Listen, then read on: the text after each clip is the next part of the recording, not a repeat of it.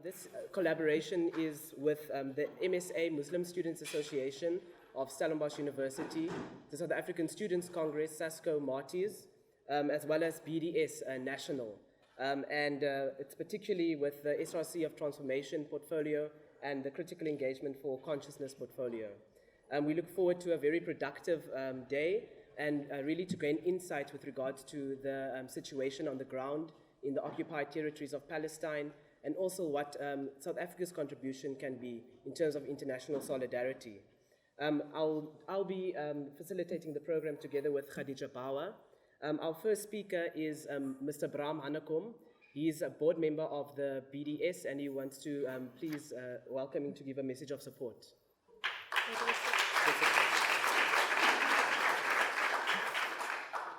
Amandla. Amandla. Awethu. Comrades and friends, I want to humbly thank you as students for gathering here today. We understand the many struggles that students at the University of Stellenbosch are facing, especially the PYA is aware of the day-to-day challenges of the workers, as well as the challenges on the language policy and so on.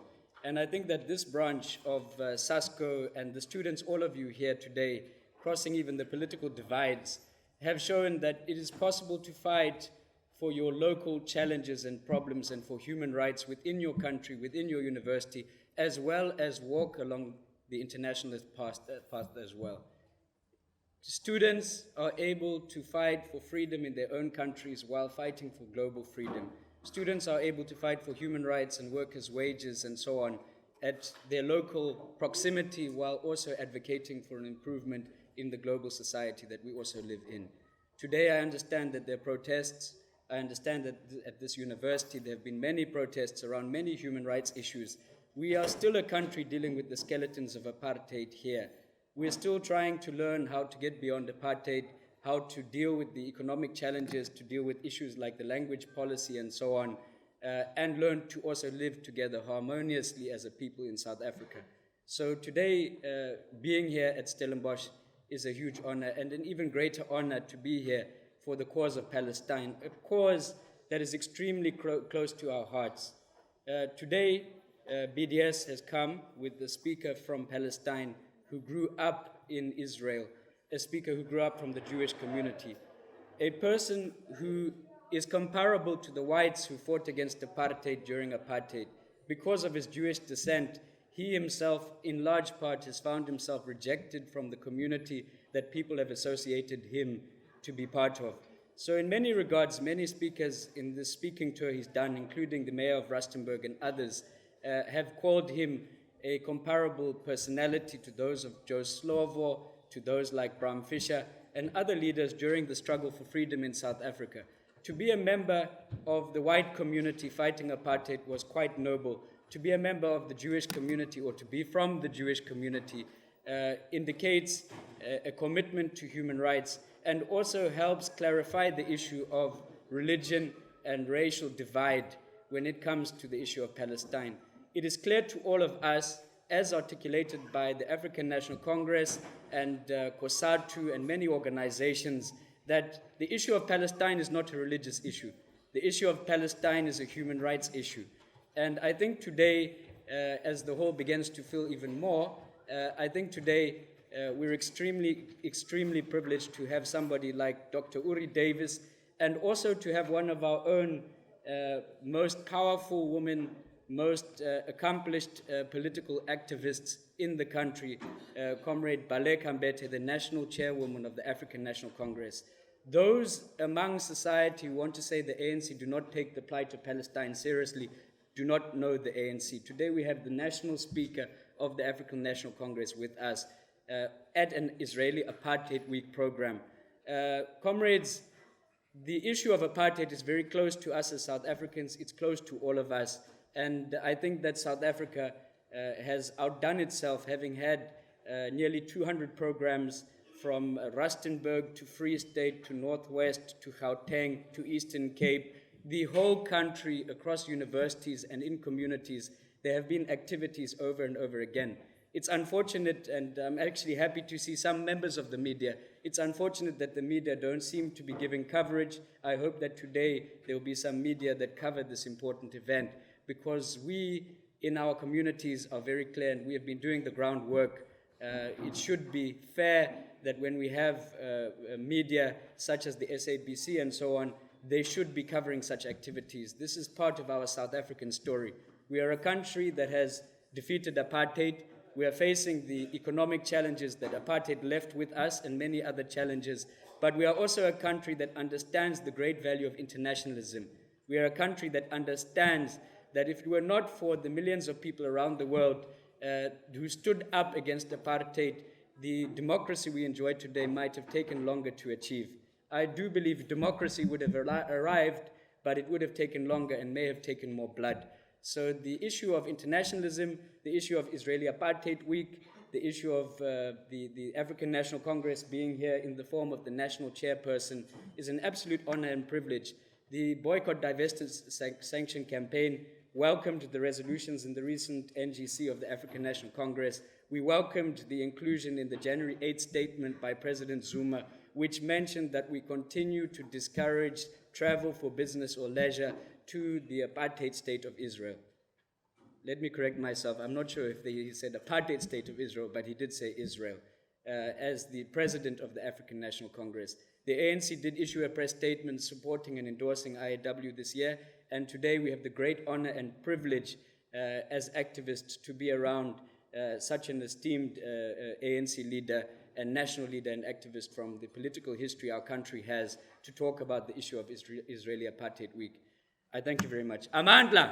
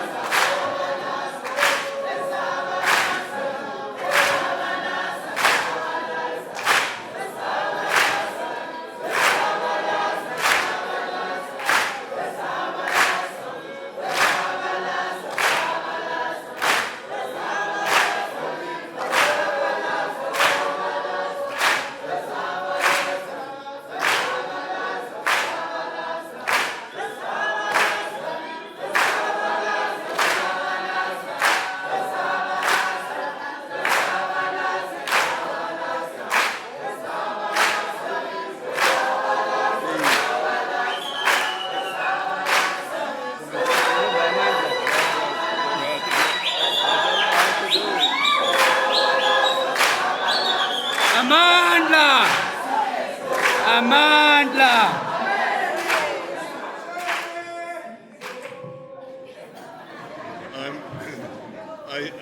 I seem to be too polite.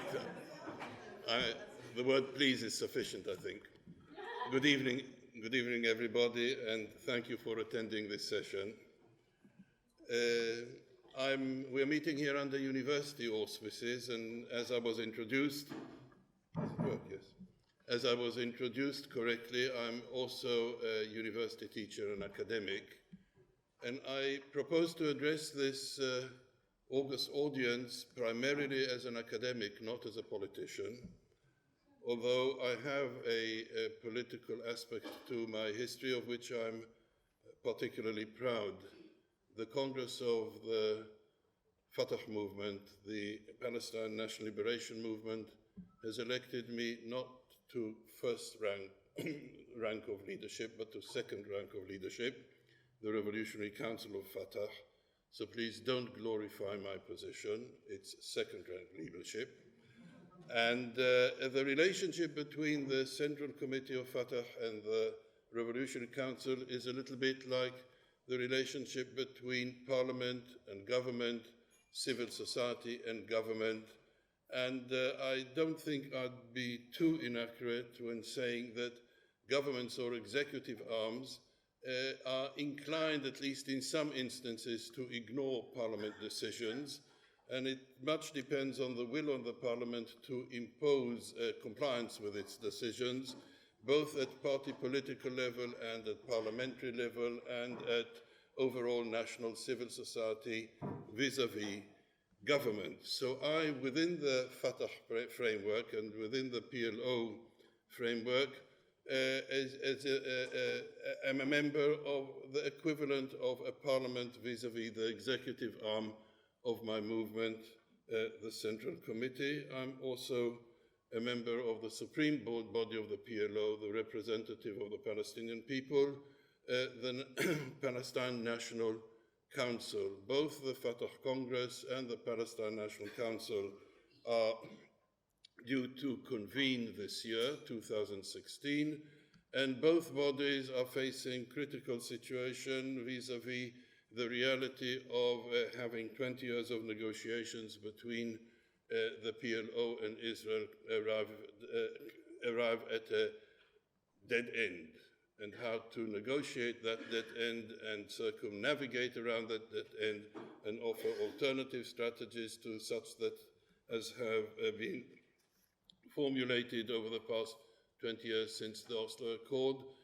I'm happy to attend to these questions, and I propose to do so in the context of the designated questions and answers period. But the prime body of the time allotted to me, and I better pay some attention to the clock, I have about 15 minutes to go, I want to devote to the question of ambiguities and contradictions that obtain or underpin the relationship between civil society and government, between parliament and government, between the Revolutionary Council and the Central Committee, and especially in situations where the leading party aiming for national liberation has been in part successful or in full successful, has been fully successful. And I'll restrict myself to the area where my expertise is embodied, namely the Palestinian situation. Palestinian situation is rather ramified. There is the PLO representing the Palestinian people as a whole in all areas of their locality, and the PLO, consequent to a decade of armed struggle between the mid-60s and the mid-70s, the PLO has been justly prepared to a position within the United Nations General Assembly as a national liberation movement with observer status in the United Nations, which means a right to intervene but not vote in all bodies of the United Nations organization.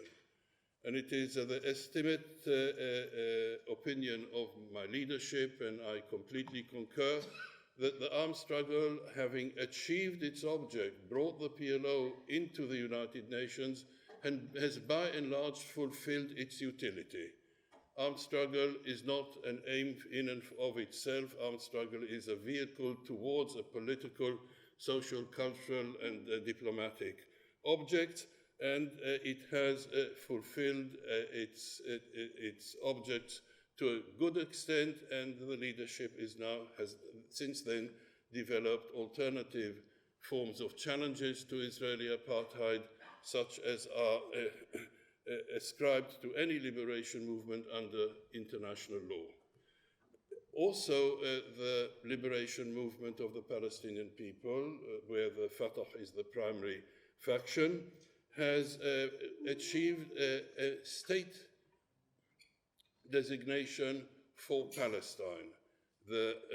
Palestine is now a member state of the United Nations organization, observer status, not a full member state, namely a state without voting rights. There are, to my knowledge, only such two observer states in the United Nations General Assembly, and that is the Holy See and the State of Palestine. So you have two bodies, one the PLO representing the Palestinian people as a whole, and one the State of Palestine represented here in South Africa by the Embassy of Palestine representing the interests of the state.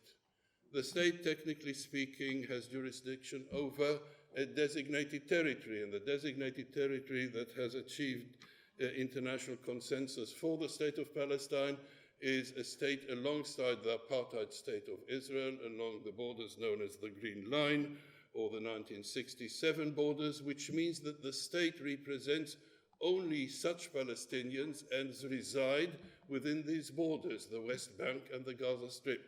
The PLO represents all Palestinians. And the ambiguity is that both in terms of the leadership in the state and in terms of the leadership of the PLO, and for simplicity's sake, let's agree that the relationship between the state of Palestine and the PLO is a relationship between a state and a parliament, or state and civil society.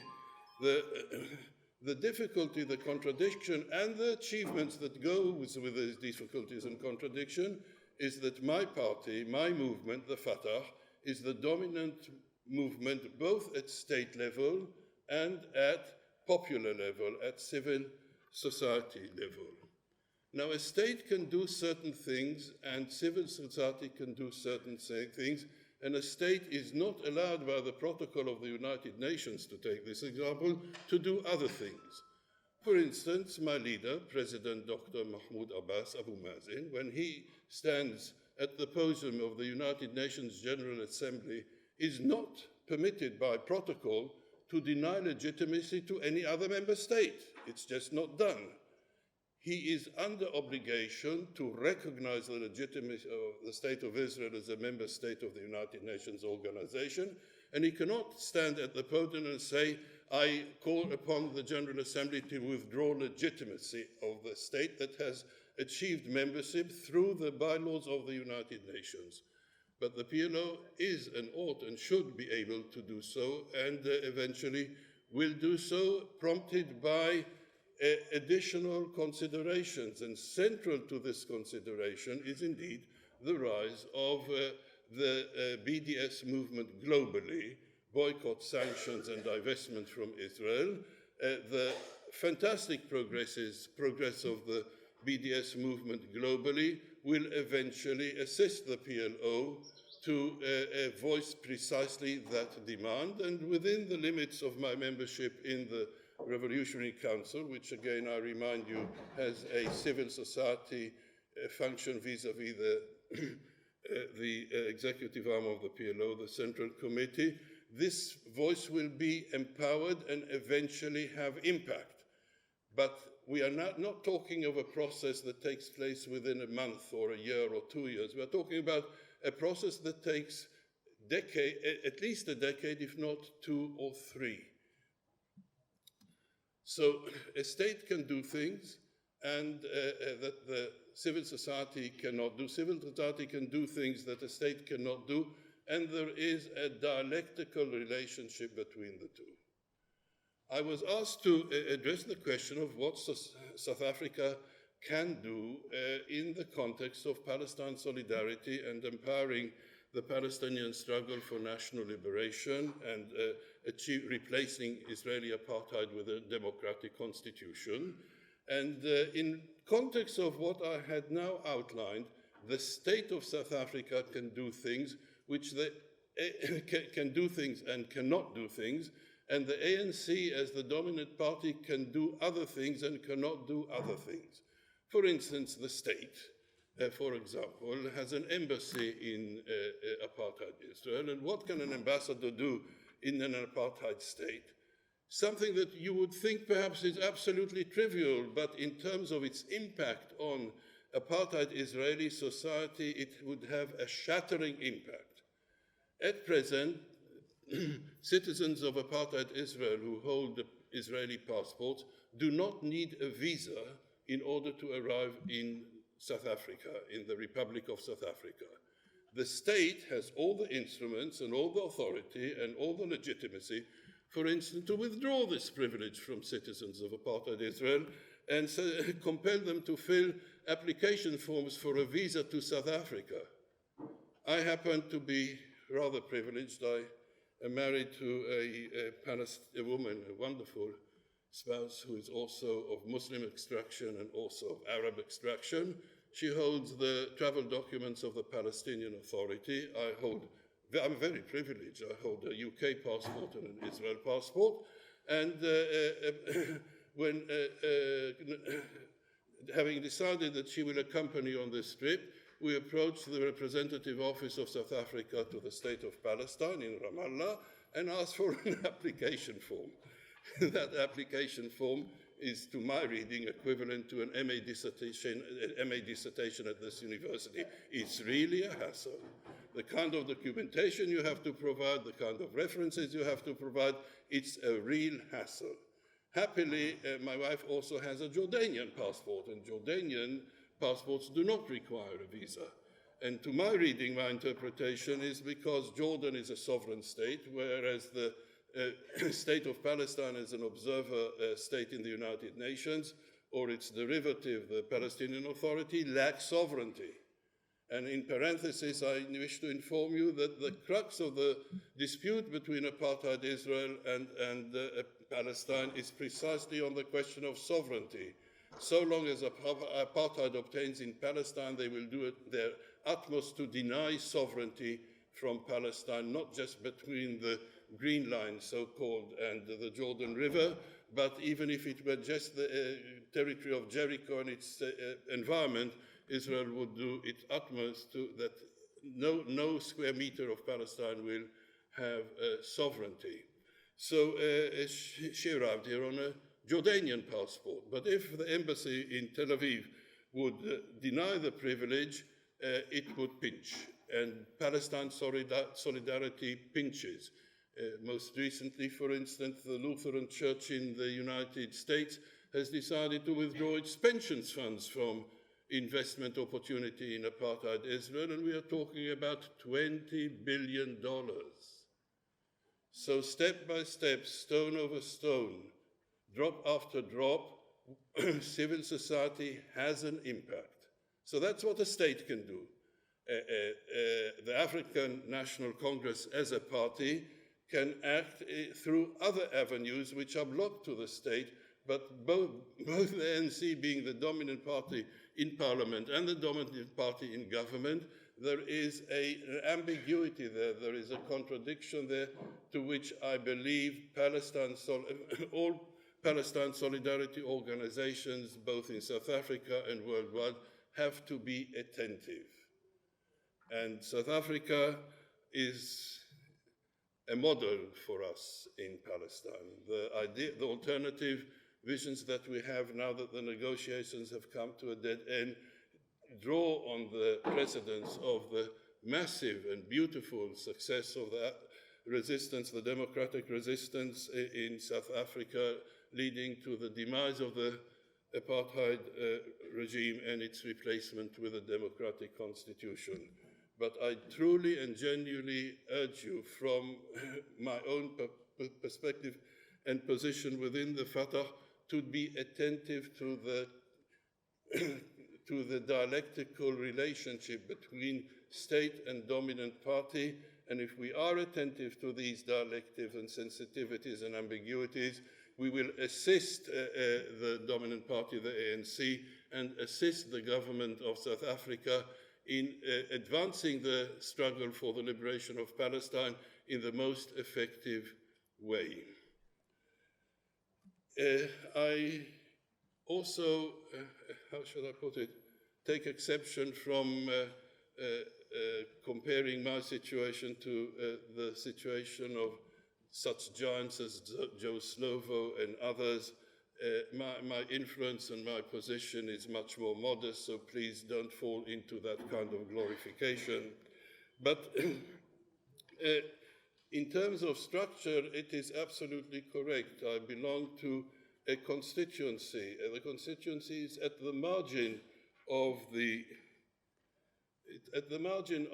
apartheid Hebrew society in Israel, representing in terms of numbers, small numbers, 1, 2, at most 3% at the margin, people who have come to recognize the ugliness and the criminality of Israeli apartheid and have broken away from the mainstream and joined the people crippled and victimized by the decades of apartheid cruelty and apartheid invasion, settler colonial invasion of Palestine. Now, the significance of the white margin, I should make a step backwards. I don't think that the percentage of white citizens of South Africa who have broken away from the values of apartheid in South Africa is that much bigger, 1%, 2%, 3% of the white population of South Africa, those who were endowed with apartheid privileges, criminal apartheid privileges, and applied these privileges in defense of the people victimized by the system. But the significance of us is not in our numbers. In the case of resistance to apartheid in South Africa, the Joe Slovos of this world have provided a significant element in defending the democratic resistance against apartheid from false allegations of alleging that the resistance is directed against whites rather than against the apartheid regime. And in Palestine, people like myself, and I'm not alone, I would refer to a person of much greater scholarship than myself, Professor Ilan Pape, the author of the seminal watershed publication, The Ethnic Cleansing of Palestine. We provide a modicum of defense to the journey of liberating Palestine from Zionism and from Israeli apartheid, because it is more, with us joining the victimized party, it is more difficult to accuse the liberation journey as being anti-Jewish. So the liberation journey is not anti-Jewish. The liberation journey is against Israeli apartheid, and our presence there provide a modicum of defense against these false allegations.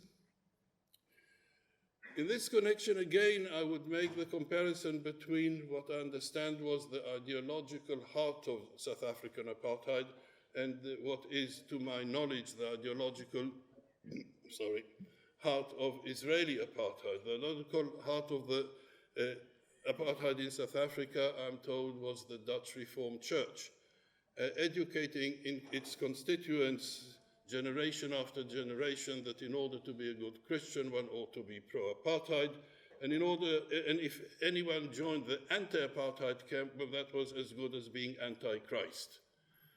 In the case of Israeli apartheid, a similar criminal ideological mechanism operates. In order to be a good Jew, you have to be pro-Zionist, and if one is anti-Zionist, one is anti-Jewish racist, namely anti-Semitic. In this regard, I have an advice, and I hope that the advice is heeded, because that is a standard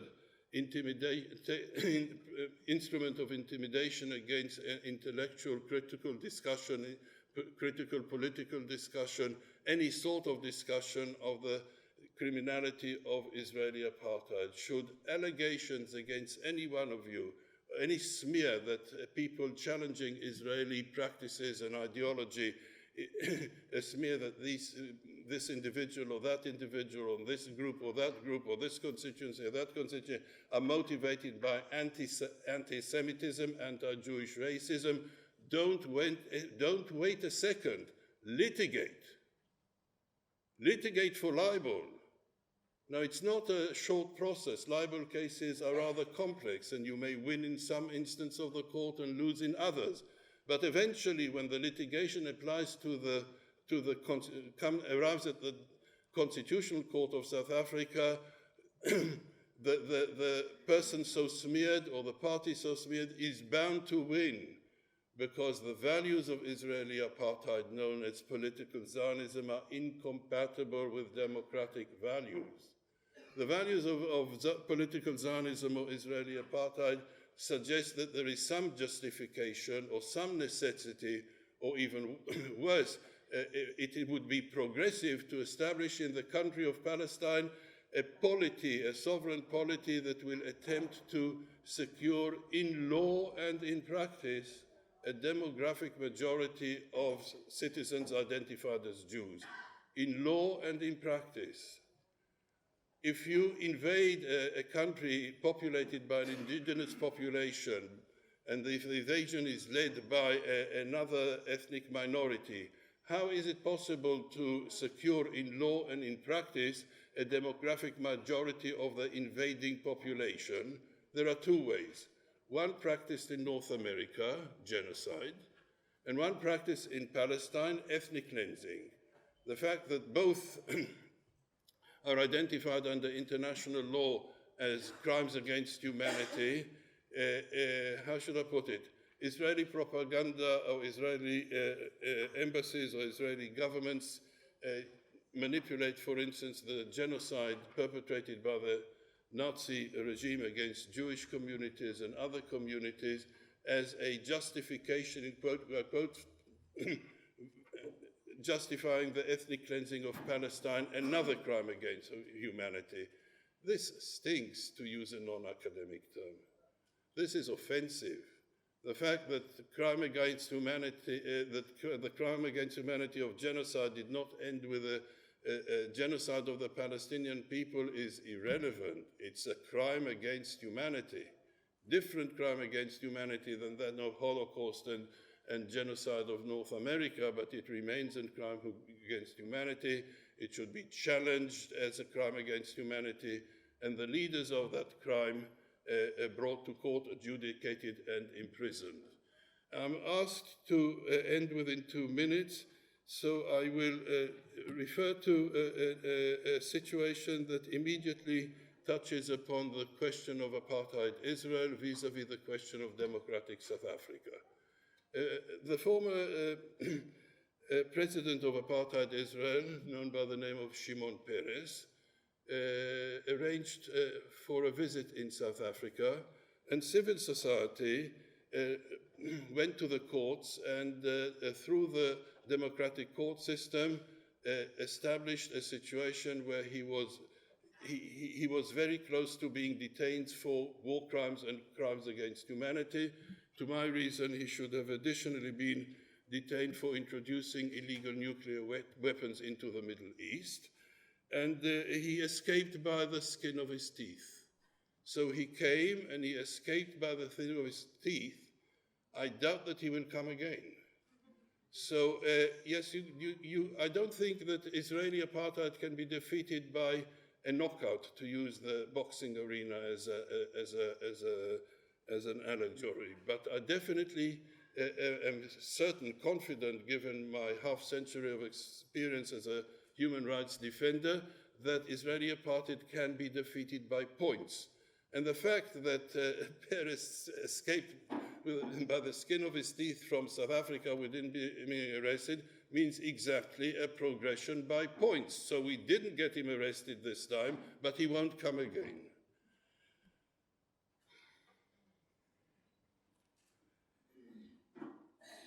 I believe I have 1 minute to go. So I'll again repeat my statement of, or my quest for modesty. I am hugely privileged. I'm of Caucasian extraction, I'm of Jewish extraction, I am privileged to a British passport and an Israeli passport, which I regard as an important vehicle of resistance to Israeli apartheid, and I can explain later in what way. Relative to the mass of Palestinians in refugee camps, stateless, denied of the right to statelessness and national independence, relative to the hundreds, if not thousands, of political detainees in Israel sentenced to decades of imprisonment or for life imprisonment, and in sometimes multiple life imprisonments for their contribution to the journey of liberating Palestine from political Zionism, which means Israeli apartheid. Relative to this massive constituency, my hand is in the water. And all I can say in justification of the contradiction underpinning my situation, that I do my best in order to apply these privileges in defense of those whose rights have been violated, and hopefully in the course of my academic career and my political career and human rights and as a human rights defender, I made a small contribution, and I hope this presentation before you all is an added grain to the process of drop by drop, step by step, stone by stone. Eventually, the most obstinate rock dissolves. Thank you.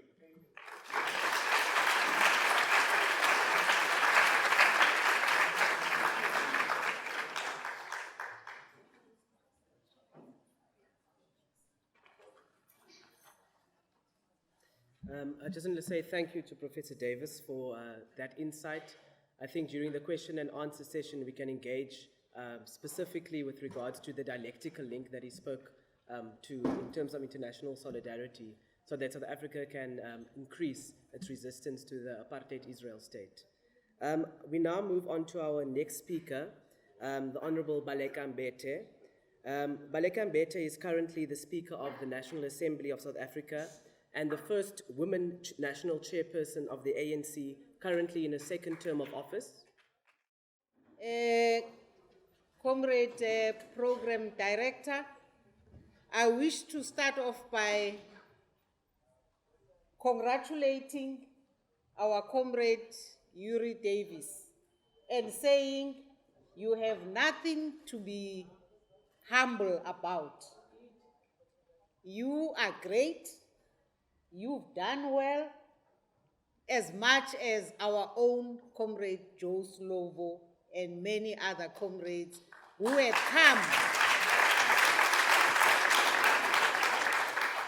come from the community of the oppressor, but chose to join the oppressed and chose to actually take a stand and fight for the freedom of humankind. Because if you pretend things are not happening right there where you are yourself existing, you are a person who chooses to duck, who chooses to turn a blind eye. And what we know now is that you did not do that. You chose to take a position. You chose to leave your comfort zone. You chose to stand by those who are oppressed and are still fighting for their liberation. And for that reason, we wish to welcome you, to say you are at home when you are with us, and we celebrate your greatness alongside with every other freedom-loving person around the globe. So thank you very much for who you are. And I want us to please, again, give our comrade a round of applause.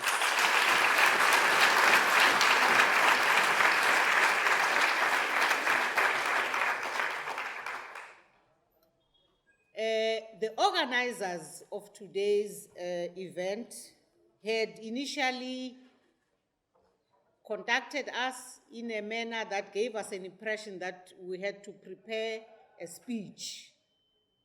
So here it is. But I got a message and a briefing last night that sought to say, no, you don't have to make a speech.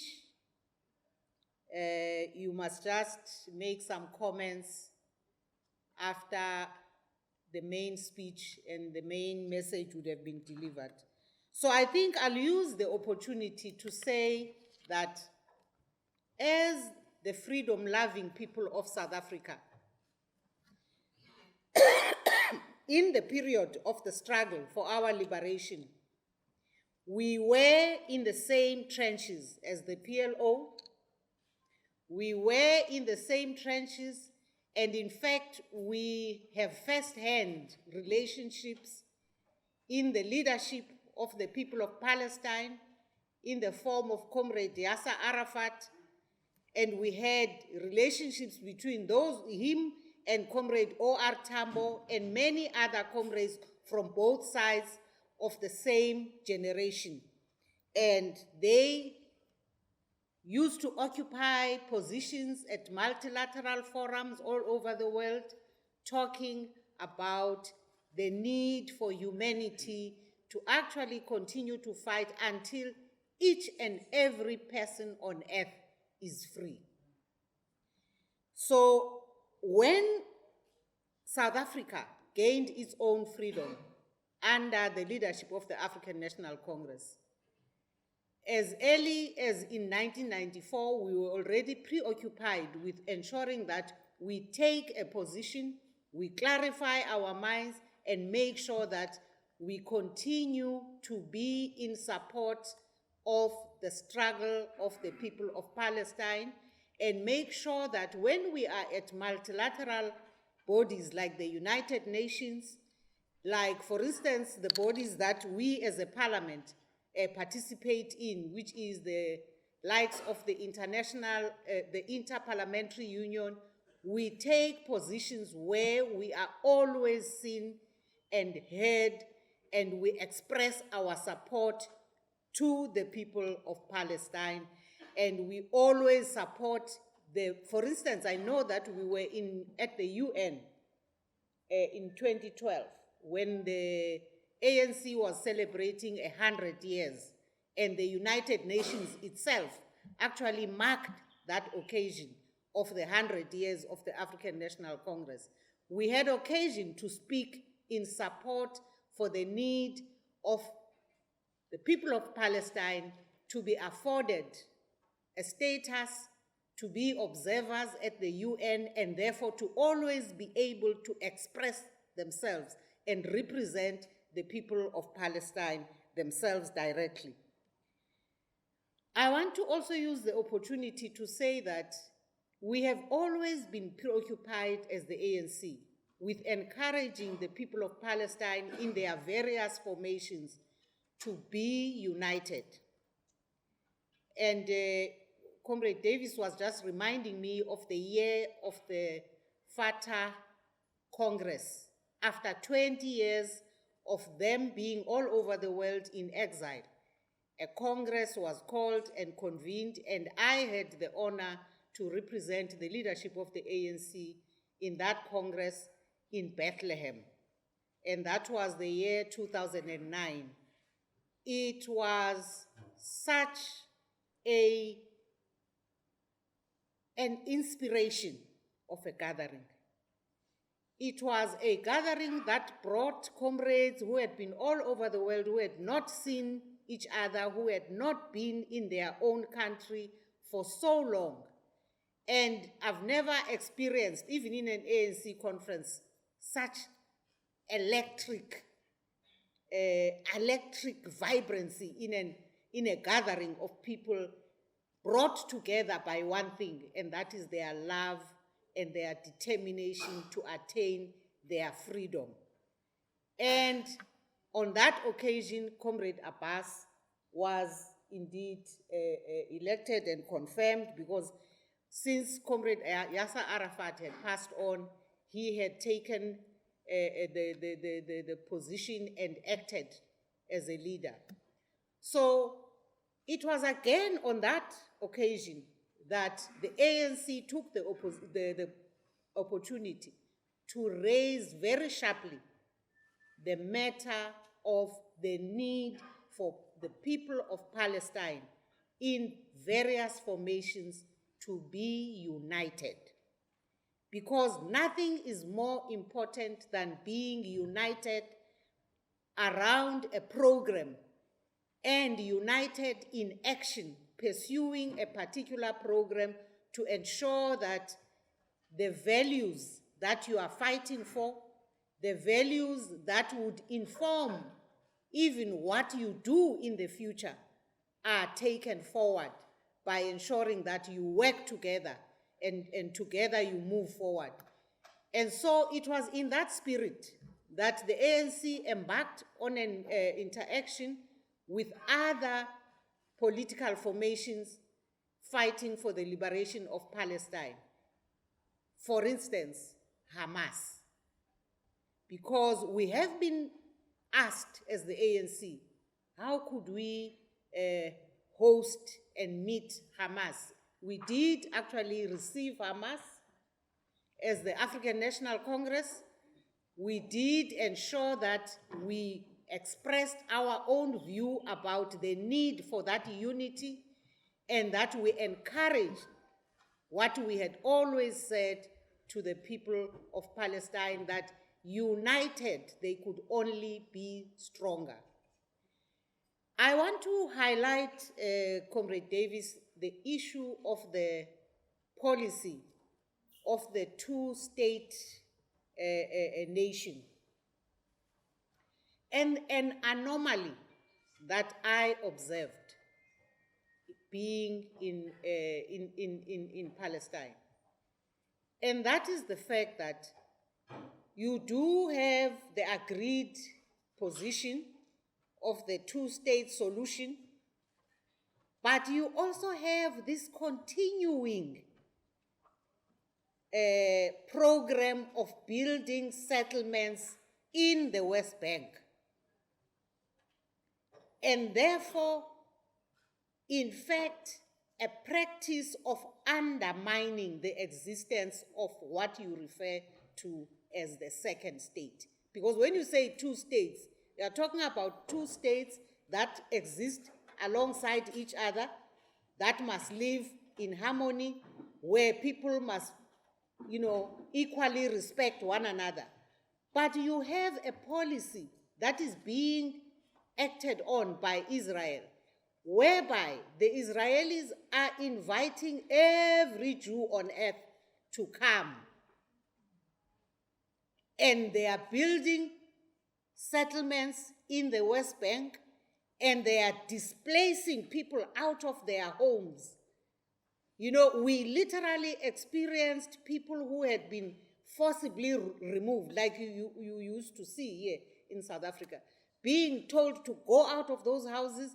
This was my home a century ago, and next thing they are homeless, and in fact that place is being razed down to the ground and being rebuilt. So a continuing harassment of Palestinians in what is referred to as the two states solution. And therefore, we can hold on to the dream, but the reality is fast disappearing quite before the eyes of all of us. And we raise this question, and I'd like to hear your comment on that. How do we deal with this reality as time is moving on?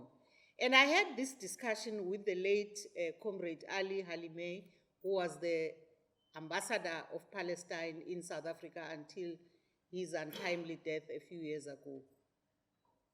How do we deal with this reality? And how, in fact, does the activity and, in fact, this good, program by the BDS of boycotting, divesting, and so forth out of Israel, how does it stand against the fact that you also have to continue to negotiate?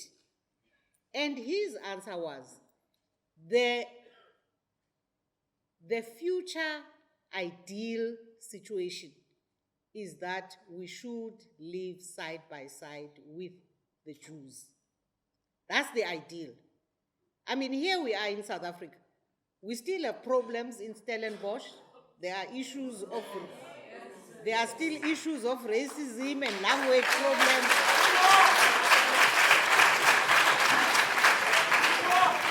However, as I last said when I was standing here before you last year, we have to live together. We've got to find a way that takes us there, because that's what is the future we were fighting for. We were fighting for a future where our children can grow up without necessarily noticing their color differences. We were fighting for a future where there should be choice. There mustn't be an attitude that thinks that this language is better than the other language. More resources must be put into this language and less resources in the other language.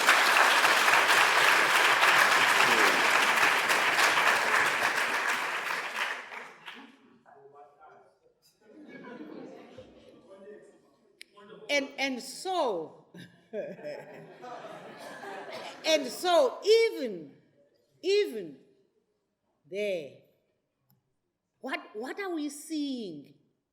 I think talking about a two-state solution, as I'm saying to you, I've seen with my own eyes. And in fact, an American lady married to an Arab man showed me a map. And she shows how much land continues to disappear into the settlements. How much smaller the West Bank is becoming, right? So you keep talking about the two-state solution. Which second state are you talking about? So what is it we are planning to do? What now must be done given this reality of an intransigent Israel? What do we do about that? You know, sometimes I watch news and you see how, depending on who is the journalist, I guess, the stories, how they are presented. Because you saw how the world was being told that these young boys who are throwing stones are very dangerous, so dangerous that we must shoot them. And in fact, a colleague of mine who was here in Parliament used to try to convince us that those boys are as dangerous as any armored car. Now, it is us, humanity or humankind, turning a blind eye to the truth. And I am very heartened by the fact that this community of students of Stellenbosch, a university that has the history of having been the seat of the birth of apartheid, is able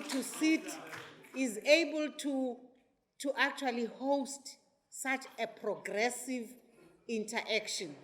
Because I think these are the kinds of interactions, these are the kinds of events that we must encourage, and we must actually talk honestly and talk openly about the challenges that we face, including those that Stellenbosch itself continues to face.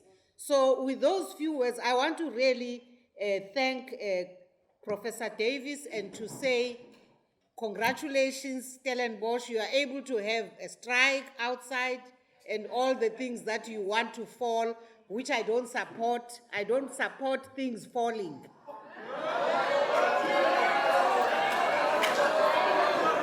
Listen, let me tell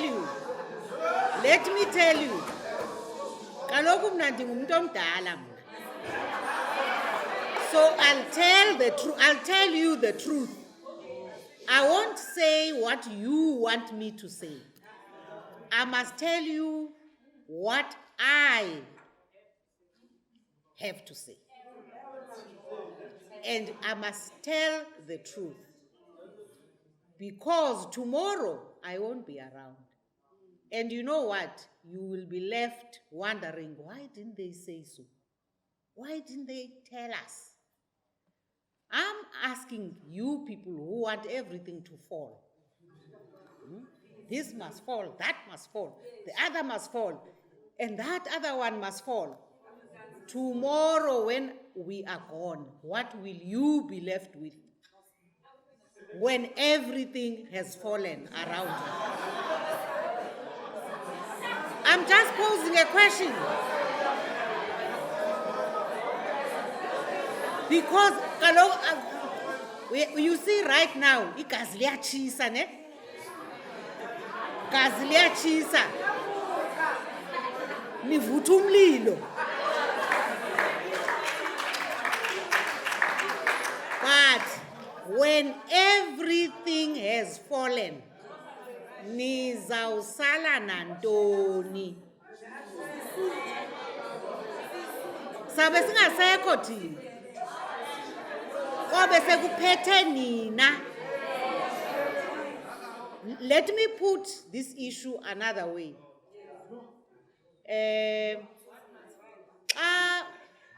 Ungena suit. If you don't have a suit, you wish to have a suit. You see, maybe two-piece most.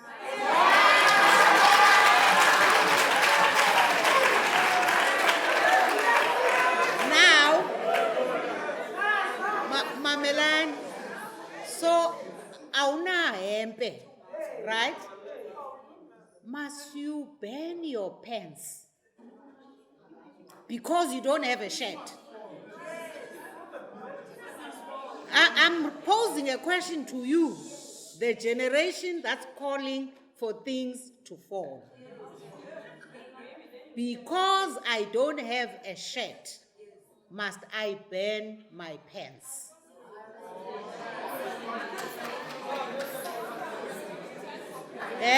You don't want to be bothered with those issues.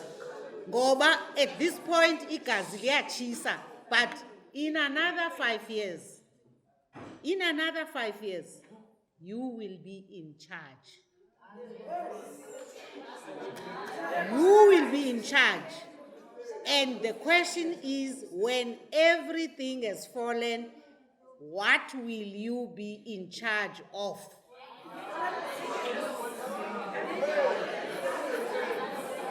I'm leaving you with that homework. Share no homework. Next time I come back, I want an answer. What are you going to be in charge of?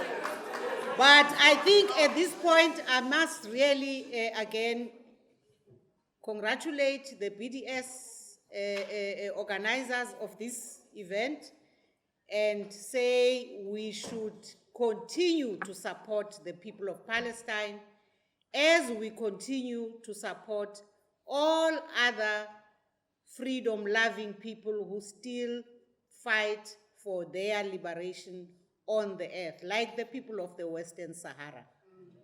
We must always remember all those struggles and know that in the same way that we were supported by the people of the world in our own struggle, for us to today have the freedom that we have to talk, to associate, to do all the to make mistakes even, that in fact we need to give the same support to other people that are fighting for their liberation. Thank you very much. Amanda!